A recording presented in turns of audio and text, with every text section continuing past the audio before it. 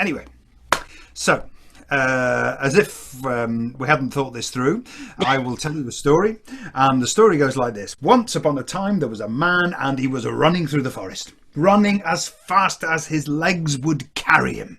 His legs pumping, his heart thumping. He was running and running and running as fast as he could through the trees. Through the birch and the beech and the oak and the ash and the yew and the hawthorn and hazel. Running and running and running as fast as he could. And behind him, there was blood on his hands, by the way, and there was blood on his clothes.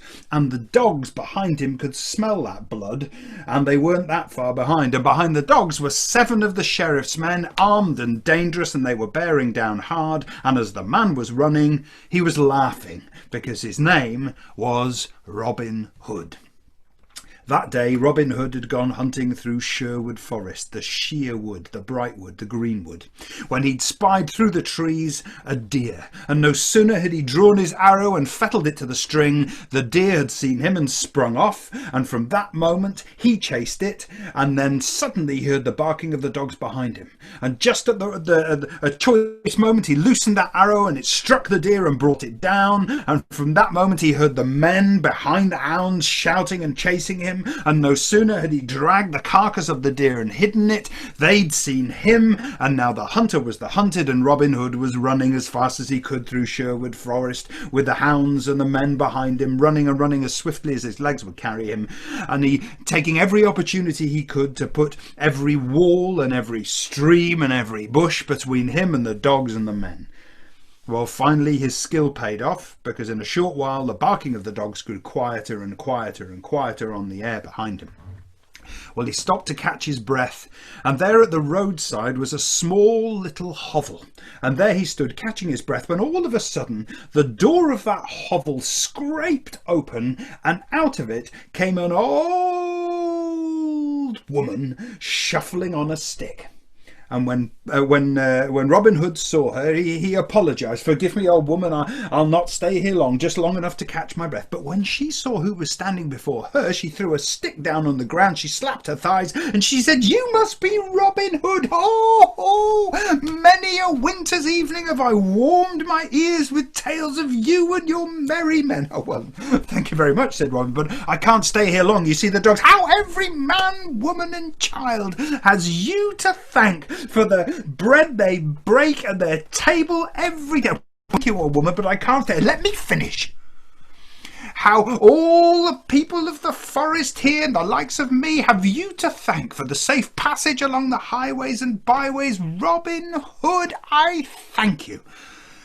"Well, thank you, old woman," said Robin, "but I can't stay here long. You see, the dogs are not coming." "Why don't you come inside?" she said, and grabbed him by the wrist and dragged him into the hovel. She slammed the door shut and stood blocking the way. She said, "Now, Robin Hood, I have so much to thank for. Take off your clothes." "Madam, take off your clothes and be quick. The sheriff's men aren't far away."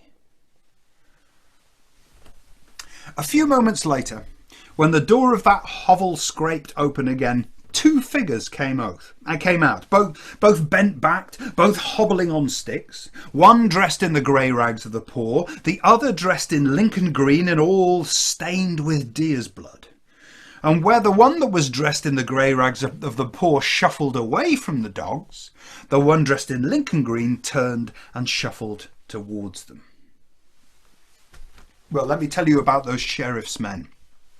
Those sheriff's men, all that morning, they chased and stumbled and tripped over every obstacle Robin Hood had put in their place, until finally, breathless, they reached the dogs just as the dogs had surrounded the figure dressed in Lincoln green.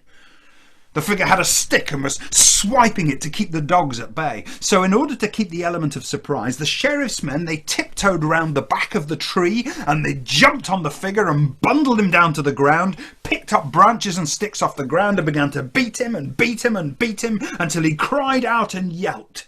And then they stuffed him into a sack quickly and tied it tightly. And then, carrying on beating it, they said, "Who have we got inside our sack?"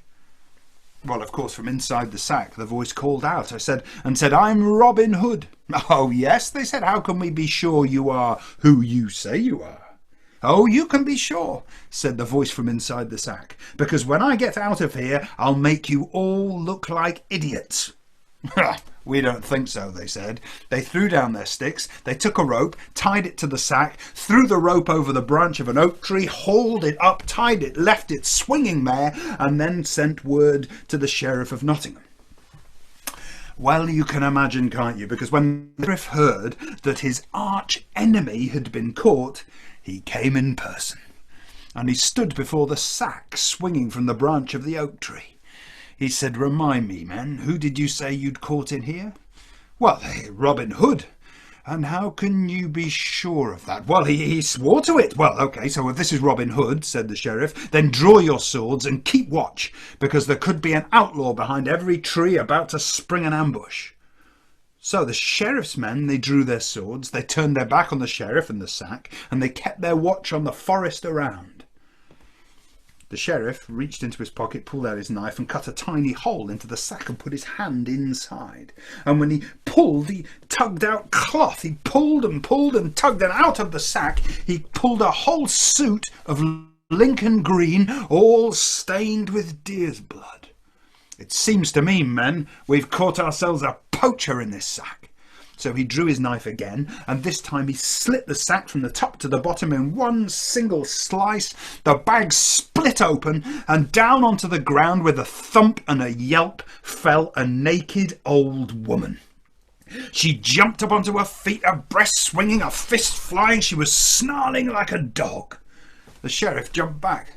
"Men, who did you say you'd caught in the sack?" Well, the men, still keeping watch around, said, "Why, sire, Robin Hood." "Well, how could you be sure he was who he says he was?" "Well, he swore upon it, and that is all." No, he said he could prove it, because when he got out of that sack, he'd make us all look like idiots." "Well, then lower your swords and tell me what you see." Of course, the sheriff's men, they lowered their swords. They turned and looked and saw the naked old woman. They said, "Well, cat got your tongue. What have you got to say for yourselves now, fools?"